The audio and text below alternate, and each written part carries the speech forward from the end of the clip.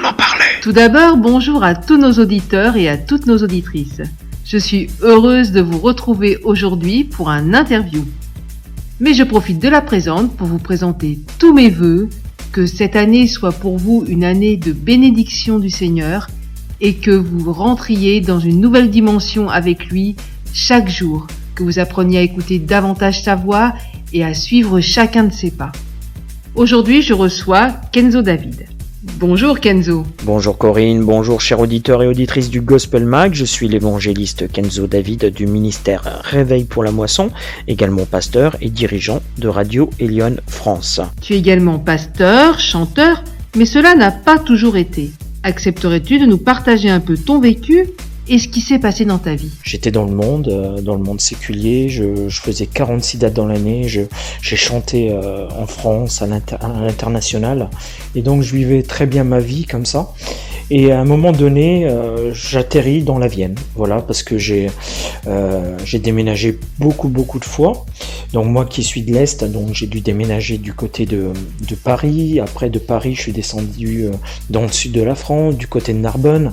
Après de Narbonne, je suis monté à Cahors. Après Cahors, Toulouse. Bon, j'ai fait vraiment pas mal de destinations. Et j'ai rencontré en fait le Seigneur en venant dans la Vienne.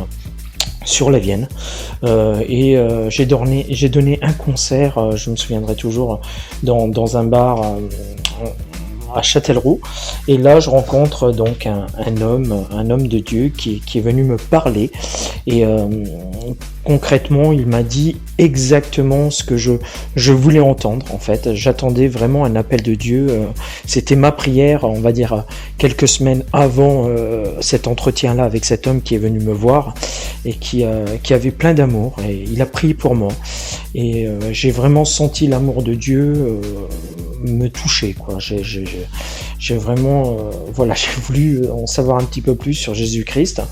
Donc il m'a appris vraiment comment prier, il m'a enseigné aussi la parole, il m'a remis une Bible, donc que j'ai pu moi-même lire par la suite, et c'est en fait la parole qui m'a transformé, sachant que j'étais un ancien homosexuel, ma vie n'était jamais j'étais vraiment dans la fornication et tout ça, et suite vraiment à cette Bible, à la parole de Dieu, le royaume de Dieu s'est approché de moi, vraiment, et j'ai vraiment accepté. Donc j'ai voulu vraiment changer catégoriquement de vie, et j'ai senti que la parole de Dieu me nourrissait, et c'est comme ça que j'ai complètement en fait changé de vie, quoi, de direction, et aujourd'hui je suis comblé parce que Dieu a tenu ses promesses, et voilà, il m'a donné une merveilleuse femme avec 3 beaux enfants, et je rends gloire à Dieu pour cela.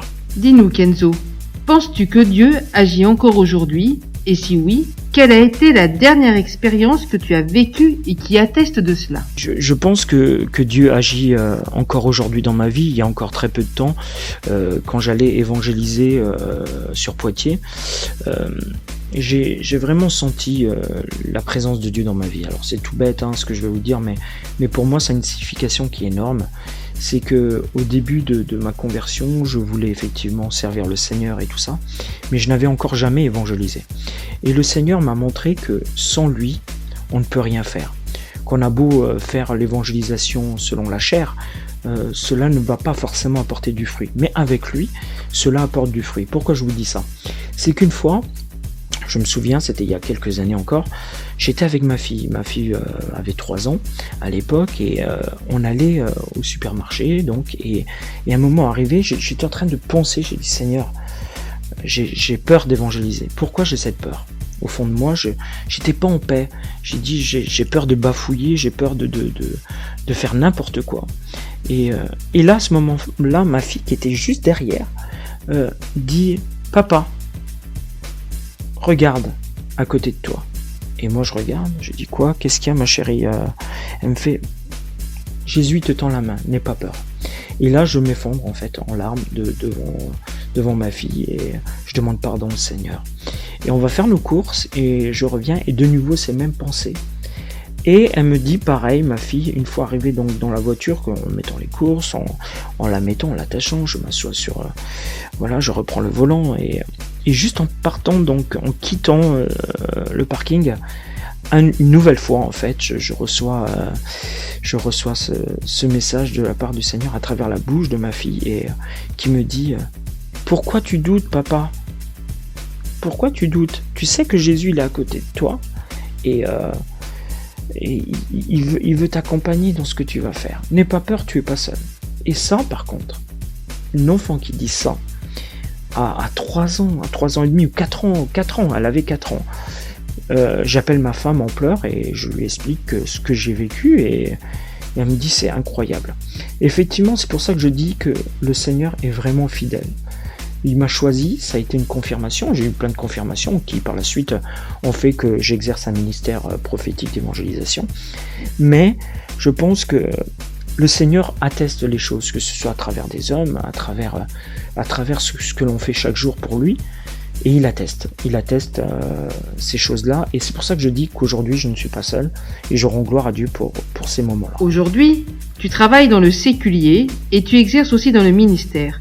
Tu peux nous parler un peu de cet appel ? Oui, effectivement. Alors, je travaille dans le séculier, je suis éducateur pour enfants, donc je travaille dans une structure catholique, et donc j'ai l'occasion, effectivement, quand les enfants sont placés par l'ASE, voilà, de pouvoir exercer mon ministère à plein temps pour ces enfants, c'est-à-dire j'évangélise, donc le but c'est de leur parler du Seigneur, de pouvoir prier pour eux, afin qu'ils se détournent des mauvaises voies. Effectivement, je suis pas mal d'enfants qui m'appellent, qui sont très heureux de me voir quand j'y vais, et du coup on partage la parole, on prie ensemble, on joue ensemble, on s'amuse ensemble, on passe du bon temps. C'est des moments de qualité avec ces enfants qui ont besoin d'être entourés d'amour, de compréhension, qui ont besoin aussi d'être écoutés, et c'est vraiment une grâce de pouvoir leur apporter cela.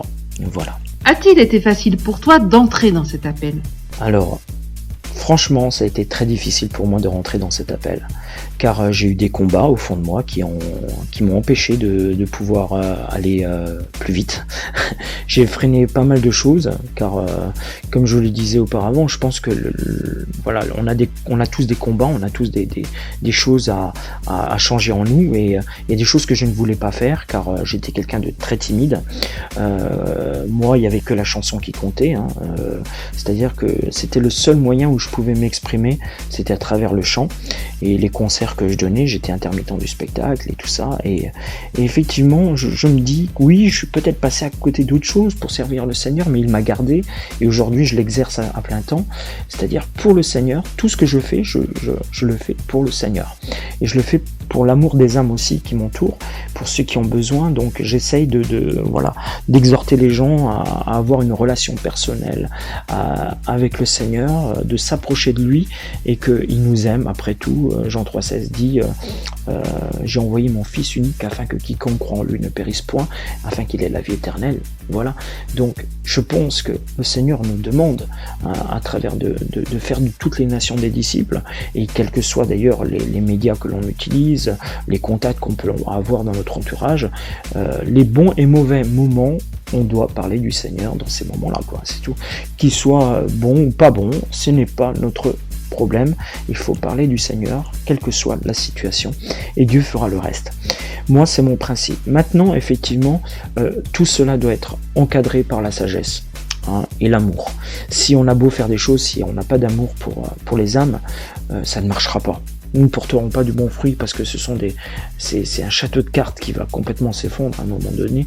Il faut bâtir cela sur le roc, et ça je l'ai compris, et j'ai vraiment placé avec le temps ma vie dans le Seigneur. J'ai eu cet appel que j'ai accepté par l'intermédiaire de prophéties, de personnes, des hommes de Dieu, où j'allais en convention. J'ai fait à l'époque des grandes conventions, des hommes affaires du plein évangile, où je faisais partie, j'ai vu des guérisons et tout ça.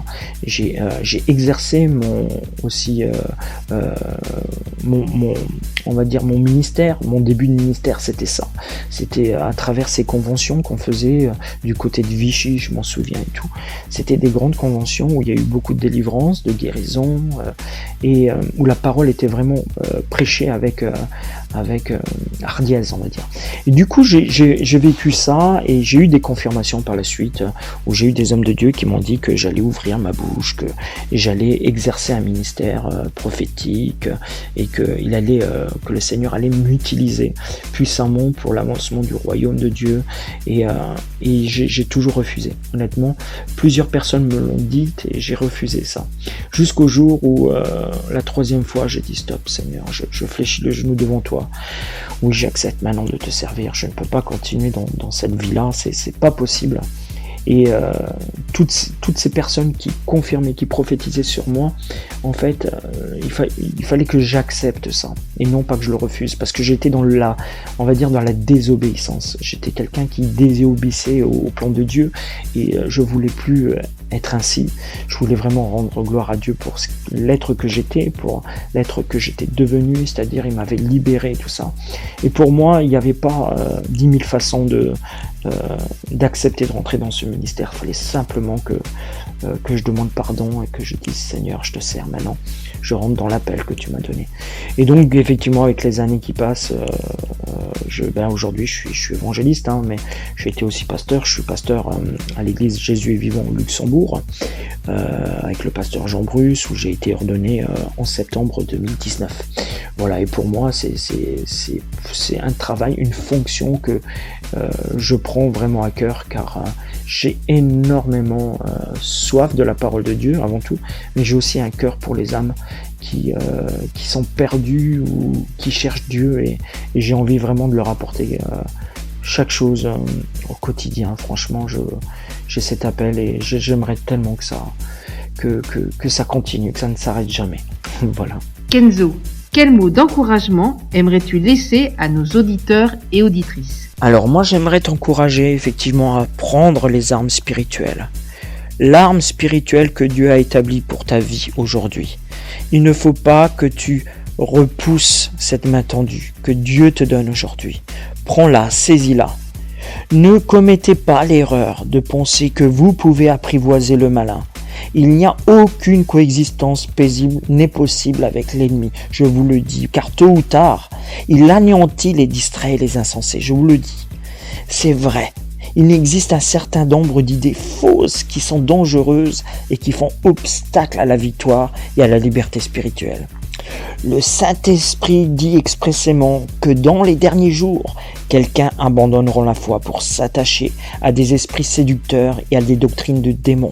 C'est Timothée 4.1 qui nous le dit. Alors dans les derniers jours, ils seront marqués par un déclin de la foi. Et parmi les apostats, on va dire qu'il y aura ceux qui auront été trompés par des esprits séducteurs et des doctrines de démons, comme 1 Corinthiens 10.20 qui nous met en garde contre une religion, on va dire, sans Christ, que le verset définit comme un sacrifice aux démons. Il faut vraiment, mes frères et sœurs, que vous soyez attentifs à ça. Éphésiens 6.11 nous met au défi de revêtir toutes les armes de Dieu. De nombreux chrétiens aujourd'hui, on va dire, sont tellement dans l'erreur qu'ils ne croient pas au pouvoir de Satan, ni à la terrible influence des démons. Et pourtant, j'aimerais vous dire, aujourd'hui, si tu entends ce message, si personnellement dans ton cœur tu entends ce message, ne baisse pas les bras. Crie à Dieu, crie à Jésus-Christ, demande-lui pardon. Accepte de vouloir qu'il te change, car tu dois accepter. Nous pouvons prier pour les uns pour les autres, mais si toi tu acceptes la prière et que tu ne veux pas au fond de toi changer, tu n'y arriveras pas, car Dieu agit là où on le laisse entrer. Donc si tu invites Dieu dans ta vie, il viendra et il siégera dans ton cœur, car tu deviendras le temple du Saint-Esprit. C'est à partir de ce moment-là que Dieu agira. Vraiment, j'implore Seigneur, la miséricorde à toutes les personnes qui écouteront ce message, car je sais qu'il peut te transformer encore et aujourd'hui. Il est le même hier, aujourd'hui et éternellement. Rien n'est impossible à celui qui croit. Au nom de Jésus-Christ. Pourrais-tu, Kenzo, prier pour ceux qui nous écoutent? Oui, c'est avec plaisir de pouvoir prier. Alors, on va dire que c'est une prière pour apprendre à pardonner et à demander pardon à Dieu. Et ça vous ouvrira forcément certaines portes qui ont été fermées jusqu'à présent. Alors, Seigneur Jésus, par cette prière, je me remets à toi. J'ai confiance en ta parole et je t'ouvre mon cœur tout entier. Reconnaissant mes péchés, j'implore ton pardon, ta miséricorde pour chacun d'entre eux. Voici ma vie, Seigneur. Tu la connais, depuis le jour de ma naissance jusqu'à aujourd'hui. À l'intérieur s'y trouvent toutes mes erreurs, mes échecs, les angoisses, les souffrances et mon entière ignorance de ta parole, Seigneur Jésus. Fils du Dieu vivant, prends pitié en moi, pauvre pécheur que je suis. Viens à mon secours. Pardonne mes péchés connus et cachés. Délivre-moi de tout vice, de tout mal, Seigneur.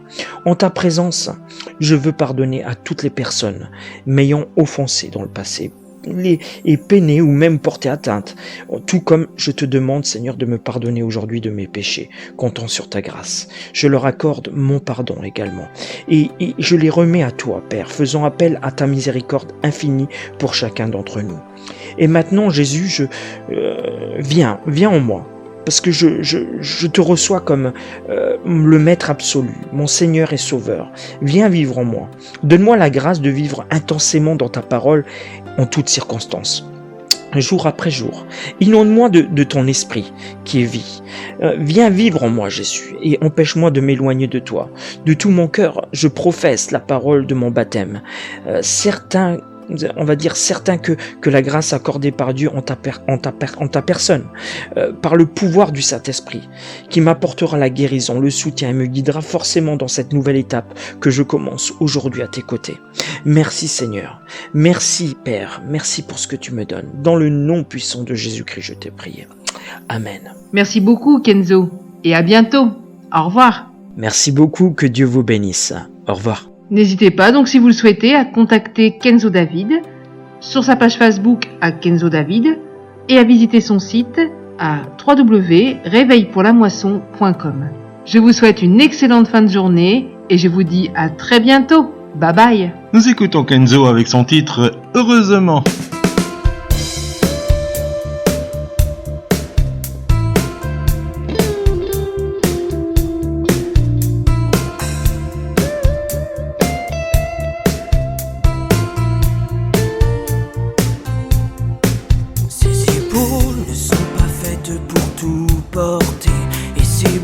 Ne sont pas faits pour tout soulever. Ce dos-là n'a pas été fait pour t'en supporter. Je ne suis pas fait pour ça. Heureusement que tu es là. Heureusement que tu habites en moi. J'ai la grâce de me confier en toi. Heureusement que tu es là.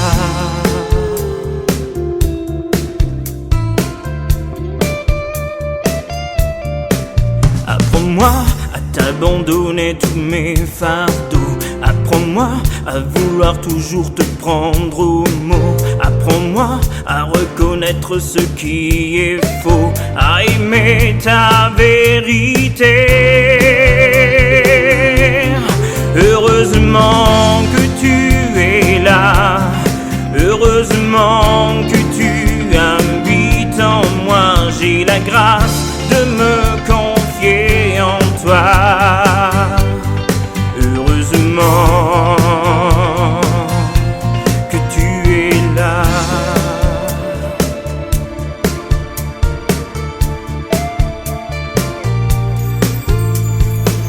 Insondable mystère, présence de Dieu en moi, créateur de l'univers, sois le bienvenu chez toi.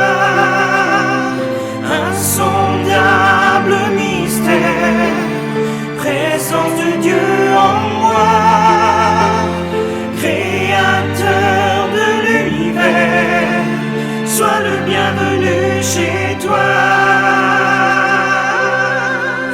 Heureusement que tu es là, heureusement que tu habites en moi. J'ai la grâce de me confier en toi. Heureusement, heureusement que tu es là, heureusement que tu habites en moi. J'ai la grâce de me confier en toi. Heureusement, heureusement que tu es là, heureusement que tu habites en moi. J'ai la grâce de me